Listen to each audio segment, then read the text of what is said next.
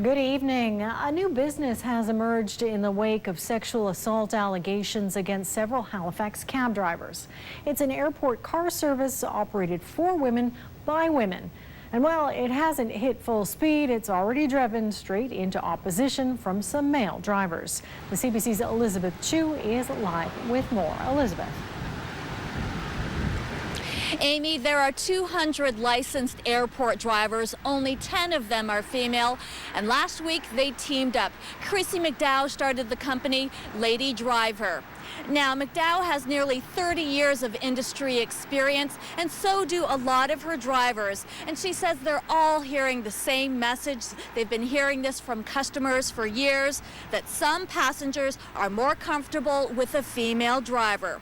Now, before we finished our interview, a vehicle pulled over, a group of male airport drivers offering their drive-by critique of Lady Driver. And they say they're especially concerned about this company starting up on the heels of the recent acquittal of a cab driver charged with sexual assault this year. He's worried that you guys are sending the wrong message, that, that we're all like that. Not once did we say men are bad, because we welcome you guys to help us out with our own businesses.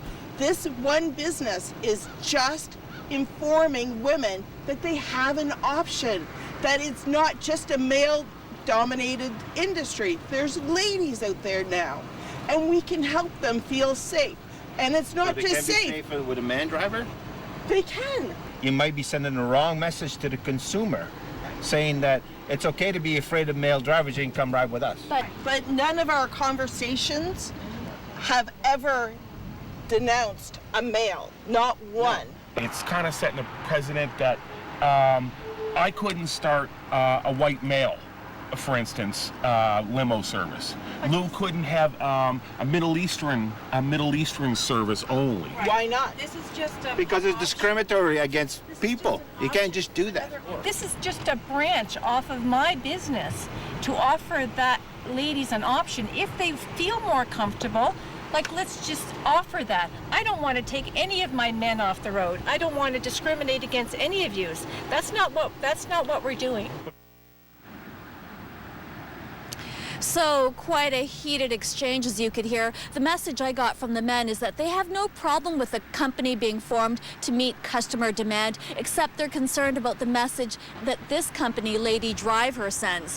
One of the women I spoke to said she hopes that the resistance to this company eases up once they realize that there is no threat from Lady Driver to other companies. Amy?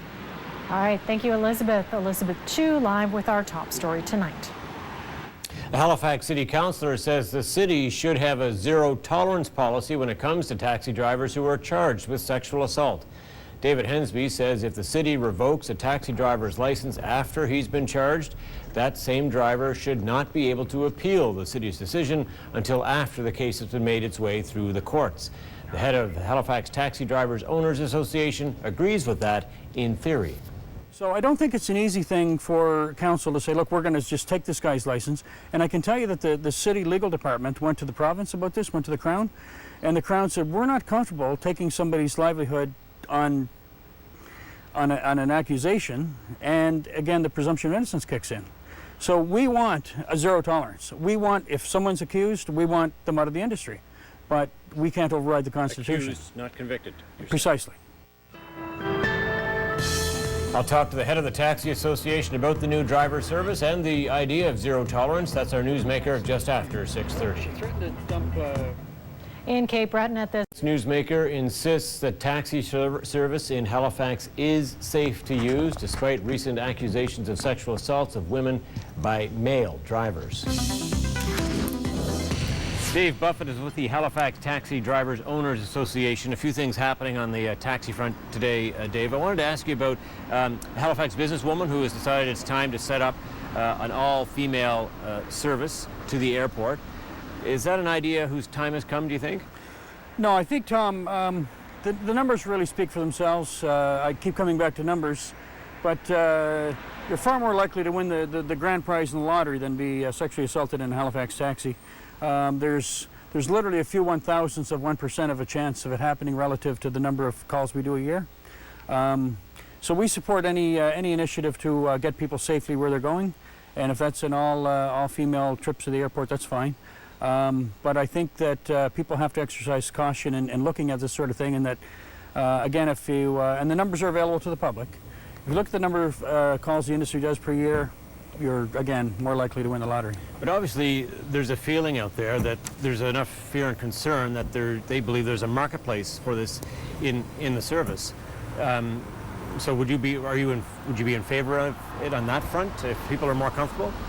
Yeah, I think we want people to get where they're going, you know, feeling comfortable, feeling safe, of course, and so we support anything that provides that. It was interesting today, at the announcement today, some male drivers showed up, and they were expressing some concern, suggesting that they may be preying on people's fears here, or you know, that people there's too much fear being whipped up about this. But what do you think about that? The fact that you know, there are male drivers out there who are feeling and saying that. I agree totally. One assault is too many. There have been far too many, but yeah, it's and there haven't been any for a few years.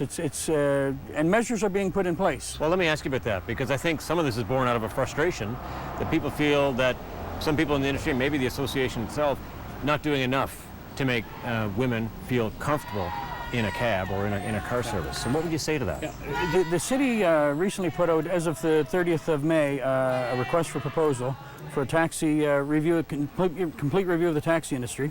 The previous review was in 1993, so it's certainly long overdue. And they've got, it'll probably by, I can tell you from attending meetings, it'll be around probably by the 1st of July. By the time all the city staffers have a look at it, there's various departments to look at the request for proposal. And the idea is to start a complete review of the industry, whether we should have cameras, GPS, a school, what's right, what's wrong, what's acceptable behavior, what's not. Well, given the level of service right now, if a woman called for a cab, could they be guaranteed with the existing cab service in the city that they could get a female driver if they wanted one 24/7 in the city?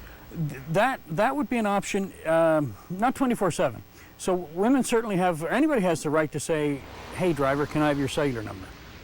So if a lady gets in with a female driver, she can say, hey, can I call you when I need a cab? That's certainly an option, and the bylaw certainly supports that, absolutely. The problem with that is nobody can be on the road 24/7, so...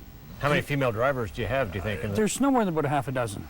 That's an approximate. That's not enough? Very small number, if women are concerned about those numbers? So conceivably, if a lady get in with a female driver, she could say, "Can I have your number, and can you give me a number of 2 or 3 of your coworkers?" Is that service? Do you think is that service? If they have to do that, we should be able to expect something more from cab service? Well, I think again, I come back to the numbers. I think the numbers speak for themselves. We are providing safe rides and comfortable rides, you know, without any type of inappropriate activity. Mr. Buffett, thank you very much. Thank you. Naomi, that is tonight's Newsmaker. That's an interesting debate. It is. Tom. Thanks.